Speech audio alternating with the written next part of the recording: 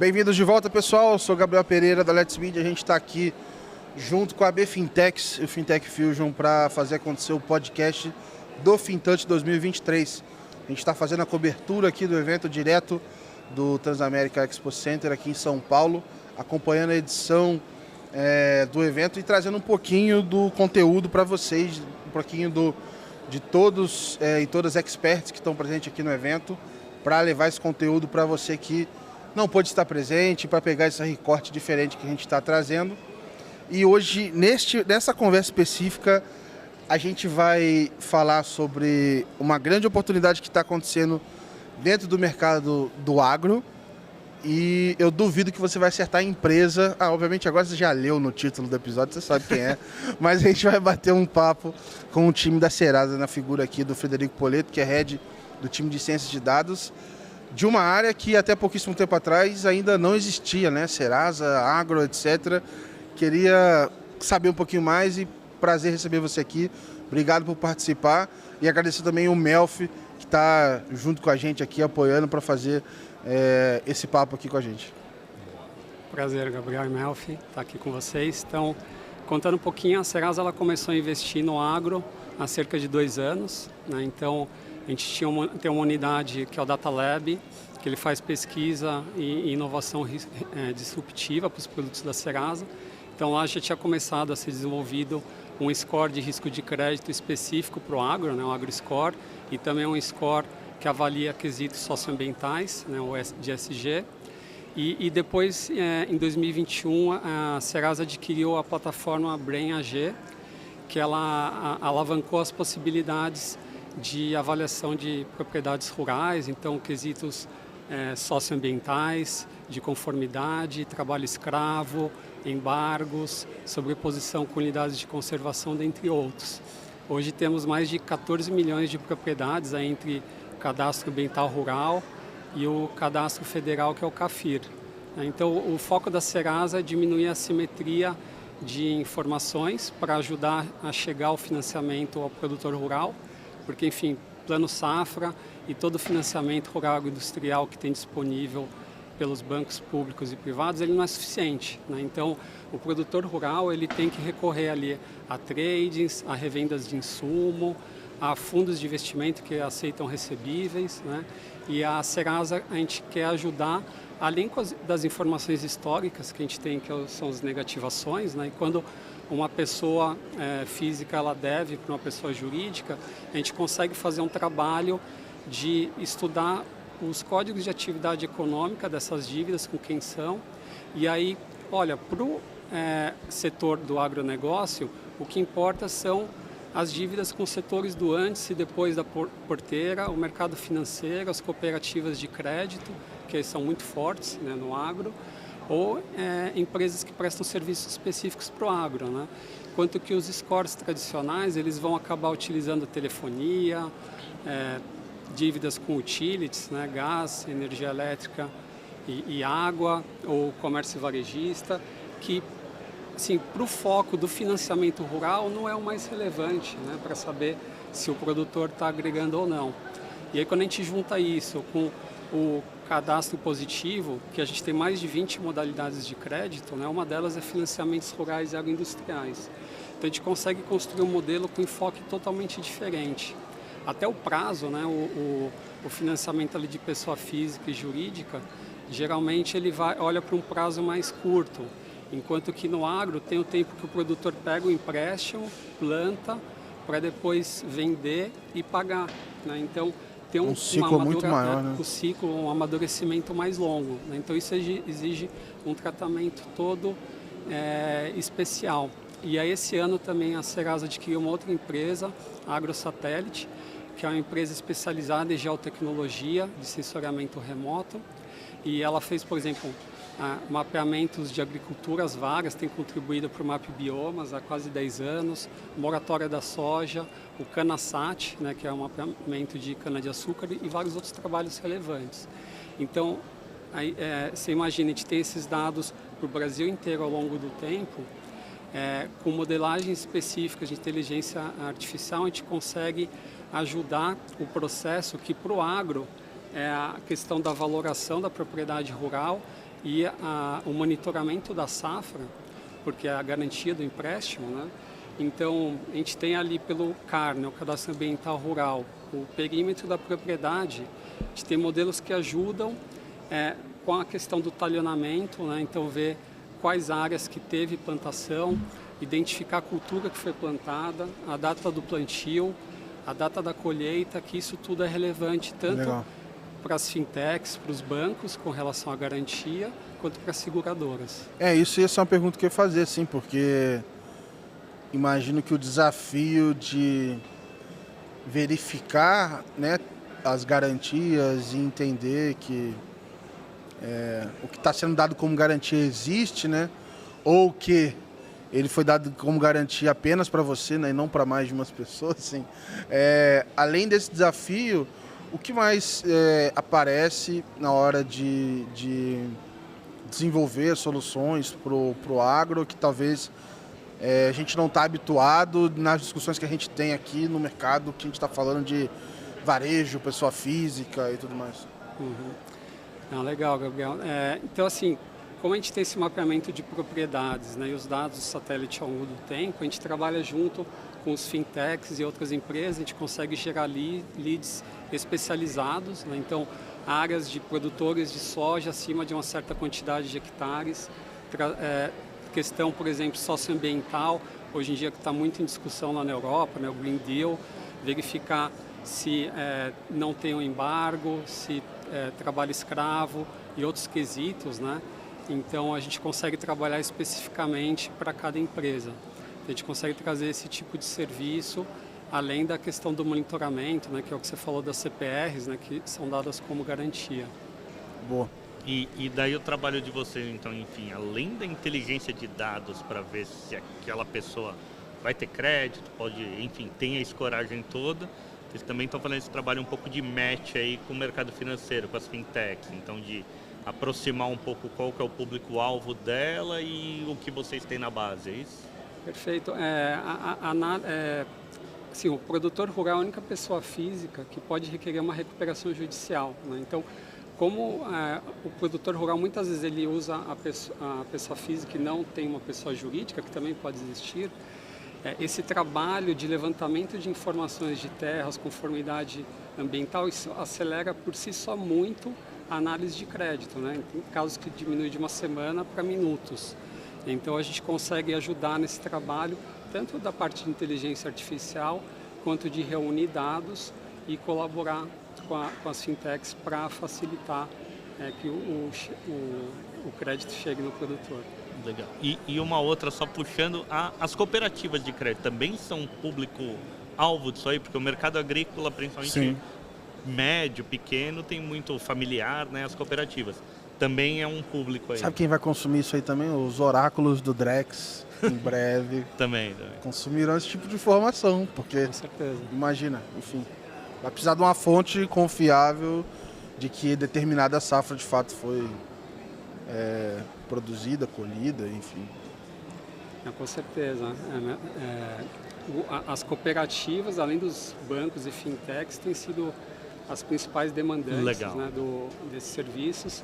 E aí tem questões como, por exemplo, a partir de dados históricos, a gente fazer um cálculo de potencial bruto e líquido de receita do produtor, né? Então, imagina, a gente vê que está plantando soja, milho, trigo, café, outras culturas, qual que é o preço médio da região, daquela cultura, o custo. Com isso a gente consegue gerar ali um fluxo de caixa para esse caso de pessoas físicas que não é como pessoa jurídica, que às vezes tem um balanço, né? Então a gente ajuda também dessa forma. E como é que funciona do ponto de vista de... Eu posso fazer uma pergunta muito leiga aqui, mas de proteção de dados, de privacidade, assim, como é que, em que momento se faz essa avaliação, até onde essa avaliação pode ser feita? Eu posso sair mapeando o Brasil inteiro e saber quanto que o país vai produzir no próximo ano ou não, assim, como funciona essa parte, enfim, da tecnologia e como é que é só no momento que eu venho pedir, aí eu concedo autorização, enfim, como é que funciona? Legal, Gabriel. A Serasa ela é extremamente preocupada com as questões de segurança, né, e LGPD. Então, toda vez que a gente faz algum modelo ou qualquer, mesmo uma troca de dados com informação que está dentro da Serasa, a gente precisa fazer ali um documento que eles falam que é um handshake. Quer dizer, olha, para que você está precisando desse dado? Para que você vai usar? Né? Então, a Serasa tem uma preocupação muito grande com essa parte e para assegurar que esteja tudo dentro dos conformes. Legal. E falando um pouco de tamanho de oportunidade, assim, qual que é o tamanho desse mercado quando a gente está falando, igual você falou, né? Que o crédito não dá conta no agro. Nós estamos falando de qual a dimensão, assim, de valores, de volumetria, até para a gente ter uma ordem de grandeza, assim. Tá, não, bacana, Gabriel. A gente está para soltar um estudo agora, acho que no próximo mês, né? É um estudo inédito que a gente está trazendo dados do cadastro positivo com a visão. O que a gente fez? Né? A gente pegou, porque assim, quem que é a população agro? Né? Tem um censo ali do IBGE de 2017 que mapeou os estabelecimentos rurais e as pessoas relacionadas à agricultura familiar. Né? Só que ninguém tem esses números, sim, fora o IBGE. Né? Então a Serasa, como a gente tem informação ali de 200 milhões, né, de pessoas físicas e jurídicas, a nossa ótica, a gente tem as informações do cadastro rural, né, do CAR e do CAFIR, que é um indício muito forte. A gente também tem pelo cadastro positivo quem está pegando o financiamento rural, né, no mercado, e com isso a gente formulou ali o que a gente considera, que a gente não consegue afirmar que é um produtor rural, mas muito provavelmente é uma população relacionada ao agro. E com isso a gente está fazendo esse estudo inédito de inadimplência para o agro e também dos financiamentos rurais. A gente vai trazer no mês que vem, mas a gente tem em torno de cerca de 10 milhões de pessoas físicas mapeadas. Caraca, é bastante gente. E vocês também, você já comentou de algumas aquisições, ao mesmo tempo a gente também está ouvindo de várias notícias também de fintechs dentro do agro. O que mais que está acontecendo de inovação dentro desse mercado? Então, assim, a gente está falando aqui da ponta de informação para decisão de crédito. O que mais está compondo esse cenário? Então, assim, quem vive no agro está cercado de quê nesse momento agora? Então, não, o agro, assim, a gente tem feito, assim, eu acho que um dos maiores desafios é essa questão de como trabalhar com as imagens de satélite, né, que são dados que a gente chama não estruturados, né? Então, enquanto a gente tem o olho nu vê, né, um RGB, né, então o vermelho, azul e o verde, as bandas, os satélites eles trazem ali, pode trazer 12, 15, 20 bandas, né? Então, como que a gente modela, né? Então, a gente tem ali indícios de produtividade com indicadores de vegetação, né, do quanto de verde que tem, de infravermelhos, né? E a gente tem trazido alguns desafios que a gente tem atuado para empresas ao redor do mundo, né, trabalhar, seja para ter uma parceria, atuar como fornecedor, ou mesmo um M&A, como já aconteceram. E o Brasil, assim, pela evidência que tem do agro no Brasil, a gente acaba exportando. Ao contrário, a gente não encontrou nada inovador fora, a gente tem exportado aí soluções e formas de resolver problemas. Legal. Não, boa. O que eu queria puxar um pouco é assim, a gente tem dentro conheço pouco de agro, a gente conhece pouco de agro porque mora em São Paulo, enfim. Eu tenho técnico em agropecuária. Então você está 3 vezes a mais que eu aí, já certificado pelo menos que tem. Mas existe toda uma economia meio circular, né, às vezes o produtor ele pega aquele insumo que ele vai precisar e já dá a safra dele como garantia dentro daquele ambiente, às vezes sem o recurso monetário mesmo, né? Então a escoragem dele está mais ligada a outros fatores. Isso vocês conseguem monitorar também de alguma forma? Está dentro aí do score de vocês? Legal, né? Então sim, o agro tem algumas particularidades, né? Como isso é conhecido como barter, né? Ou também o escambo no passado, né? Então as revendas, as tradings, as químicas, né? Muitas vezes ajudam os produtores ali dando o fertilizante, os grãos, né, os insumos para ele plantar em troca depois de um pagamento. Então, toda essa forma da gente reduzir a simetria, a gente tem ajudado também esses tipos de clientes, né? E porque o agro assim, tem muito, por exemplo, o cheque, hoje em dia cheque especial, né? Quem que usa? Quase ninguém. No agro ele é muito utilizado, então tem essas questões que às vezes parecem um pouco mais passadas, mas que a gente precisa dar um tratamento todo especial para poder ajudar a chegar mais crédito ali para o produtor. Legal. E uma das minhas paixões é o Open Finance, né? Como isso aí recebe pelo agro? Faz sentido usar esses dados? Ainda não faz sentido? Vai fazer no futuro? Enfim, como é que está isso aí dentro do input de dados que vocês estão tendo ainda? Sim, sem dúvida.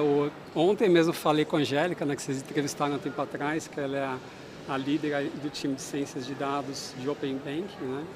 E o Open Finance acho que com certeza vai ajudar muito, né? Agora ele está crescendo de forma exponencial, o Serasa já está usando em muitos modelos, né? Em breve a gente espera que ele possa agregar, que a gente está desenvolvendo, por exemplo, estimativas de renda presumida específica para o agro, que tem toda uma particularidade da forma de ser construída, e a gente acredita e está apostando muito no Open Finance de ajudar tanto ali na renda como nos outros modelos de risco de crédito. Legal, esse soma aí. Cara, e tem acho que um desafio, igual você falou, de considerar a PJ, etc.